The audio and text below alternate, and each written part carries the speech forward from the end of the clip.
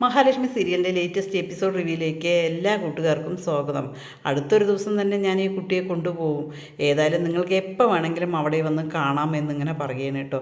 അല്ലെങ്കിൽ നമുക്കൊരു കാര്യം ചെയ്യാം, നമുക്ക് രണ്ട് കൂട്ടർക്കും അടുത്തടുത്തൊരു പ്രോപ്പർട്ടി വാങ്ങിയിട്ട് വീട് വെക്കാമെന്നിങ്ങനെ പറയുകയാണ് കേട്ടോ. അതേസമയം അനന്ത് പറയുന്നുണ്ട്, എന്നാൽ ശരി അത് തുടങ്ങിക്കോ എന്നിങ്ങനെ പറയണേ. എന്താ ചിലവ് പറഞ്ഞ് ഞാൻ നടത്തിക്കോളാം എന്നിങ്ങനെ പറയുകയാണ് കേട്ടോ. അതേസമയം ലേഖ ഇങ്ങനെ പറയുന്നുണ്ട്, മഹി പ്രസവവേദന അനുഭവിച്ചെന്നേ ഉള്ളൂ, കൂടെ ഞാനും കൂടി അനുഭവിച്ചിട്ടുണ്ട്.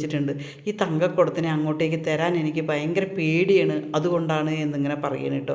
പിന്നീട് കണ്ണൻ ആ സാധനങ്ങളും കൊണ്ടൊക്കെ പോകുമ്പോൾ മഞ്ജു ഇങ്ങനെ മഹാലക്ഷ്മി ഇങ്ങനെ ഒരുക്കണം കേട്ടോ. ആഹാ, എന്താ അത് ഒരുക്കണത്? പിന്നെ കുഞ്ഞിൻ്റെ നൂലുകെട്ടല്ലേ, അപ്പോൾ അമ്മയും കുഞ്ഞും സുന്ദരിയായി ഒരുങ്ങണം എന്ന് പറയും. കല്യാണത്തിന് പോലും ഇത്ര നീ ഒരുങ്ങിയില്ലല്ലോ എന്നിങ്ങനെ പറയണം കേട്ടോ. പിന്നീട് കവറിലെ ആഭരണങ്ങളൊക്കെ കൊടുക്കണം കേട്ടോ. ഇതാ അമ്മ കുറച്ച് സാധനങ്ങൾ തന്നിട്ടുണ്ട്, സ്വർണം തന്നിട്ടുണ്ട്, ഇത് കുഞ്ഞിനെ ഇടിയിപ്പിക്കണം എന്നാണ് പറഞ്ഞത്, നിങ്ങളെയൊക്കെ പേടിച്ചിട്ടാണ് ഇങ്ങോട്ടേക്ക് വരാത്തത് എന്നിങ്ങനെ പറയണം കേട്ടോ. അത് കേൾക്കുമ്പോൾ തന്നെ നമ്മുടെ മഞ്ജുവിന് ഇങ്ങനെ കലി കയറുകയാണ് കേട്ടോ. അവരെന്തിനാ സ്വർണം തന്നത് എന്നിങ്ങനെ ചോദിക്കുകയാണ്. മഹി പറയും, അയ്യോ അത് വേണ്ടായിരുന്നല്ലോ എന്നിങ്ങനെ പറയും. ഞാൻ മാസം മാസം അമ്മയ്ക്ക് പൈസ കൊടുക്കണ്ടല്ലോ, അതിൽ നിന്നും കുറച്ചെടുത്തിട്ടാണ് അമ്മ വാങ്ങിയത്, ഈ ആഭരണങ്ങളൊക്കെ ഇടണം എന്നാണ് പറയുന്നത് എന്നിങ്ങനെ പറയും കേട്ടോ. അത് കേൾക്കുമ്പോൾ മഞ്ജുവിനങ്ങനെ ദേഷ്യം വരും, നിങ്ങൾക്ക് അമ്മയുടെ സ്വഭാവം അറിയാഞ്ഞിട്ടാണ്, ആ സ്വർണം കുഞ്ഞിന് ഇടാൻ പറ്റില്ല എന്നിങ്ങനെ പറയണം കേട്ടോ. അവരെന്തെല്ലാം ചെയ്തിട്ടുണ്ടാകും എന്നുള്ളത് പറഞ്ഞാൽ തീരില്ല എന്നിങ്ങനെ പറയണം. നിങ്ങളെ ഇങ്ങനെ മനസ്സിലാക്കിയില്ലെങ്കിലും നിങ്ങൾക്ക് മനസ്സിലാകില്ല. ഞാൻ ഒരിക്കലും എന്നെ കണ്ടുപോകരുത് എന്ന് പറഞ്ഞിരിക്കുകയാണ്, ഇങ്ങോട്ടേക്ക് വരും വേണ്ട എന്ന് പറഞ്ഞിരിക്കണം. നമ്മുടെ സ്വഭാവം നിങ്ങൾക്ക് ശരിക്കും അറിയാഞ്ഞിട്ടാണ്, നിങ്ങളെന്താ ചെയ്തോ എന്നിങ്ങനെ പറയണം കേട്ടോ. അതേസമയം മോഹിനി ഇങ്ങനെ വരും ഒരു കവറും കൊണ്ട് കേട്ടോ. അയ്യോ ഇതെന്താ അമ്മയെ ചോദിക്കും, ഇത് ഞാൻ സ്വർണം കൊണ്ടുവന്നതാണ്, മോൾക്ക് വേണ്ടിയിട്ട് കൊണ്ടുവന്നതാണ്, എങ്ങനെ നൂലുകെട്ടിന് ഞാൻ വെറുതെ വരുന്നത്, നിങ്ങൾ എനിക്ക് ഇടയ്ക്കിടയ്ക്ക് സ്വർണ്ണമൊക്കെ തരാറില്ലേ, സാരികളും എല്ലാം തരാറുണ്ട്, പിന്നെന്താ മോൾക്ക് എങ്ങനെ നൂലുകെട്ടിന് വെറുതെ വരിക പറഞ്ഞിട്ട് പെട്ടെന്ന് തന്നെ നമ്മുടെ മഞ്ജു അത് വാങ്ങി നോക്കണം കേട്ടോ. ആ ഇതാണ് കുഞ്ഞിന് ഇടേണ്ടത്, മറ്റേത് ഇടരുത് എന്നിങ്ങനെ പറയുമ്പോൾ മഹി പറയും, അയ്യോ മഞ്ജു അത് നിൻ്റെ അമ്മയല്ലേ, അവരിനി ഫോട്ടോസും എല്ലാം കാണുമായിരിക്കും, കണ്ടു കഴിഞ്ഞാൽ അവർക്ക് വിഷമമാവില്ലേ എന്ന് ചോദിക്കും. എൻ്റെ അമ്മ തന്നെ, എനിക്കറിയാം എൻ്റെ അമ്മയെ, ഞാൻ അറിയുന്നിടത്തോളം കാലം നിങ്ങൾക്കറിയില്ല, അമ്മയുടെ സ്വഭാവം ഒരിക്കലും മാറില്ല, അവരെന്ത് വേണമെങ്കിലും ചെയ്യും, ആ സ്വർണ്ണത്തിൽ എന്ത് വേണമെങ്കിലും ചെയ്യും എന്നെല്ലാം അങ്ങനെ പറയണം കേട്ടോ. അതുപോലെ ദുർഗാമ്മയുടെ ഈ തെറ്റുകൾ മാത്രം മഞ്ജു മനസ്സിലാക്കണം, കാരണം മഞ്ജുവിനെ ഈ തരത്തിലാക്കിയത് ദുർഗയാണ്, അതാണ് മഞ്ജു പറയുന്നത് കേട്ടോ. അതേസമയം കണ്ണൻ പറയുന്നുണ്ട്, മഞ്ജു അങ്ങനെയല്ല, അമ്മ ഇപ്പോൾ ഒരുപാട് മാറി, ആ പഴയ അമ്മ എങ്ങനെ എന്നെ സ്നേഹിച്ചിരുന്നു അതേപോലെയാണ് സ്നേഹിക്കുന്നത് ഇപ്പോഴും അമ്മ എന്നിങ്ങനെ പറയണം കേട്ടോ. അതേ സമയത്ത് നീ അത് മാറിയിട്ടില്ലെങ്കിൽ വേണ്ട, നീ മാറിയപ്പോൾ ഞങ്ങൾ മനസ്സിലാക്കിയില്ലേ മഞ്ജു, അതേപോലെ തന്നെയാണ് അമ്മ ഇപ്പോൾ ഒരുപാട് മാറി എന്നിങ്ങനെ പറയണം കേട്ടോ. പക്ഷെ മഞ്ജുവിന് ഒരിക്കലും ഉൾക്കൊള്ളാൻ പറ്റില്ല, നിങ്ങൾക്കത് മനസ്സിലാവില്ല, കുറച്ച് കഴിയട്ടെ അപ്പം മാറിയതാണോ ഇല്ലേ എന്നുള്ളത് നമുക്ക് മനസ്സിലാക്കാം എന്നിങ്ങനെ മഞ്ജു പറയുന്നുണ്ട്. മോഹിനിയും പറയുന്നുണ്ട്, എന്നെയും വിളിച്ച് പറഞ്ഞിരുന്നു എന്നിങ്ങനെ പറയണം. അവർ അച്ഛൻ കൊലപാതകയെ അച്ഛനെ കൊന്നതാണെന്ന് അറിഞ്ഞതിന് ശേഷം അവർ ഒരുപാട് മാറി, അതുകൊണ്ടാണ് എന്തായാലും മോളിങ്ങനെ ദേഷ്യം വെച്ച് നിൽക്കണ്ട എന്ന് മോഹിനിയും പറയണം കേട്ടോ.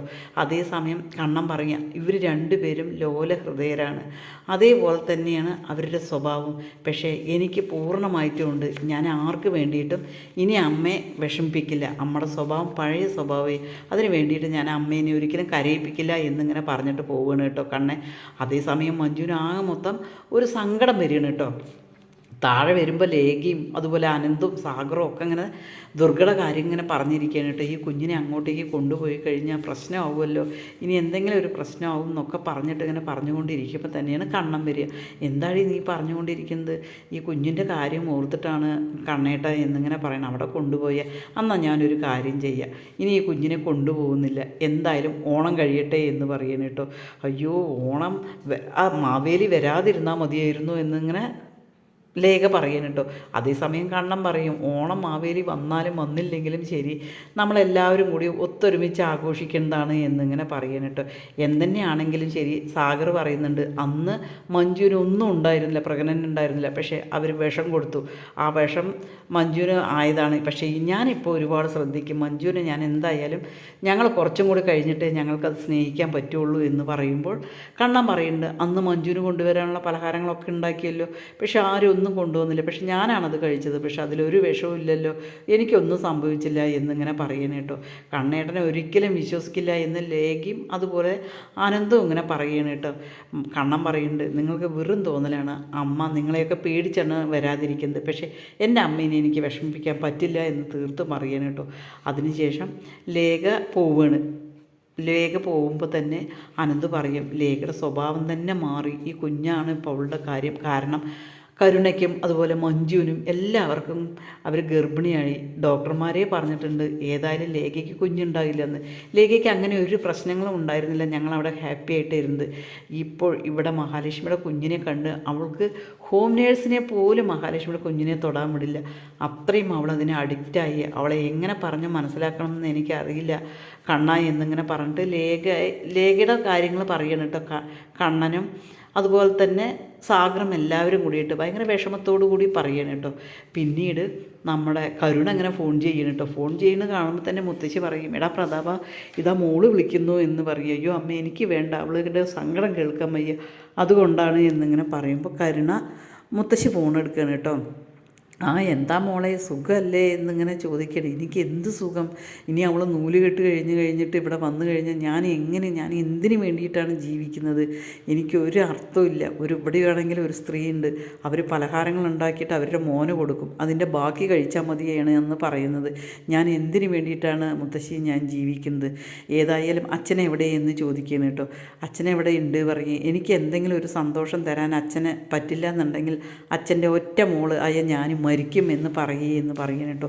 അത് കേൾക്കുമ്പോഴേക്കും മുത്തശ്ശിക്ക് ആകെ സങ്കടം വരികയാണ് കേട്ടോ. എൻ്റെ കൊച്ചി എന്തെങ്കിലും ചെയ്യും എന്ന് പറഞ്ഞിട്ട് പെട്ടെന്ന് കരുണ ഫോൺ വയ്ക്കണം. പിന്നെ പ്രതാപനോട് പറയും, എടാ നമ്മുടെ മോൾ എന്തെങ്കിലും ചെയ്യുന്ന പറയണത് എന്ന് പറയും. അമ്മേ, നമ്മൾ ആർക്ക് വേണ്ടിയിട്ടാണ് ജീവിക്കുന്നത്, നമ്മൾ അവൾക്ക് വേണ്ടിയിട്ടാണ് ജീവിക്കുന്നത് പറയും കേട്ടോ. അപ്പോൾ അവൾക്ക് ഈ ഒരു സന്തോഷം കൊടുക്കാൻ പറ്റിയിട്ടില്ല എന്നുണ്ടെങ്കിൽ അവൾ എന്തെങ്കിലും ചെയ്യും. ഏതായാലും ഇന്നത്തെ ആ നൂല് കെട്ടൊന്ന് അലമ്പാക്കാൻ പറ്റുമോ എന്നിങ്ങനെ ചോദിക്കണം കേട്ടോ. അതേസമയം മുത്തശ്ശി പറയുന്നുണ്ട്, മോനെ ഞാൻ പറഞ്ഞു എന്ന് കരുതിയിട്ട് നീ ഒന്നും ചെയ്യണ്ട, കാരണം മാർക്കോ പുറത്തുണ്ട്, എല്ലാം ആലോചിച്ചിട്ട് ചെയ്താൽ മതി എന്നിങ്ങനെ പറയണം കേട്ടോ. പിന്നീട് പ്രതാപം പറയുന്നുണ്ട്, നമ്മൾ ജീവിക്കുന്നത് തന്നെ എൻ്റെ മോൾക്ക് വേണ്ടിയിട്ടാണ്, അവൾക്ക് ഒരു സന്തോഷം കൊടുക്കാൻ കഴിഞ്ഞില്ല എന്നുണ്ടെങ്കിൽ പിന്നെ നമ്മൾ ജീവിച്ചിരുന്നിട്ട് എന്താ അമ്മേ കാര്യം. എന്തായാലും ഞാനൊരു കാര്യം തീരുമാനിച്ചു, എൻ്റെ മോൾക്ക് ഒരു ചെറിയ സന്തോഷമെങ്കിലും കൊടുക്കണം, ആ നൂലുകെട്ട് അലമ്പാക്കണം എന്ന് തീരുമാനിച്ചിട്ട് പ്രതാപൻ അടുത്ത വഴികളും ആലോചിച്ചിട്ടിരിക്കുകയാണ് കേട്ടോ. ആ നൂലുകെട്ട് അലമ്പാക്കാൻ വേണ്ടിയിട്ട് പ്രതാപൻ ആളെ വിട്ടാക്കുകയും ആ നൂലുകെട്ട് എന്തായാലും അലമ്പാകില്ല. നമ്മുടെ മാർക്കോയും നമ്മുടെ ആ ദൈവിക ശക്തിയുള്ള അമ്മയും പ്രാർത്ഥിച്ചു കൊണ്ടേയിരിക്കുകയാണ് കേട്ടോ.